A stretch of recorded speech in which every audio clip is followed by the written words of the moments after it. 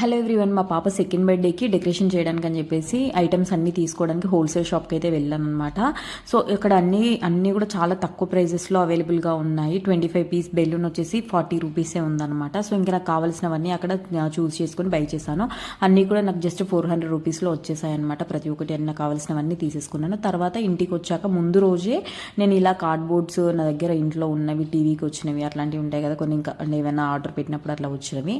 So first glue ఉంటుంది కదా, దాంతో పెట్టాను. కానీ గ్లూ పెట్టినప్పుడు ఈ షీట్, మామూలుగా ఈ షీట్స్ అనేవి మనం ఏదైనా గిఫ్ట్ ప్యాక్ చేయడానికి యూస్ చేస్తాం కదా, అలాంటి షీట్ అనమాట. ఇదేమో అది ఫస్ట్ గ్లూ యూస్ చేస్తే అది తెలుస్తుంది అనమాట, కనబడుతుంది. అందుకని చెప్పేసి నెక్స్ట్ ఇంకా ఫెవికాల్తో అటాచ్ చేశాను. ఫెవికాల్తో అయితే నీట్గా వచ్చింది.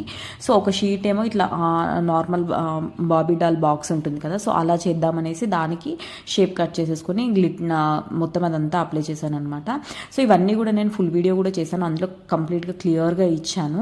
అండ్ నేను నా పని చేసుకుంటుంటే మా పాప దానిపైన అది చేసేసుకుంటుంది. సో తర్వాత ఇంకా దానిపైన బార్బీ అని చెప్పేసి రాయడానికి అనేసి బార్బీ షేప్ కూడా కట్ చేసేసుకొని ఫెవికాల్ అప్లై చేసి దానిపైన గ్లిట్టర్ యాడ్ చేసుకున్నాను అనమాట, సిల్వర్ కలర్ది.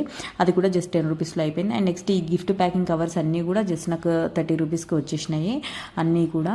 సో అన్నీ మంచిగా తక్కువ బడ్జెట్లో మంచిగా చాలా సింపుల్గా అయిపోయింది. ఇవన్నీ ఇట్లా ముందు రోజు రెడీ చేసి పెట్టుకుంటే మనకి బర్త్డే రోజు అనేది టెన్షన్ లేకుండా చాలా ఈజీగా అయిపోతుంది అనమాట. సో ఇవన్నీ నేను ఇంకా ముందు రోజు రెడీ చేసి పెట్టుకున్నాను.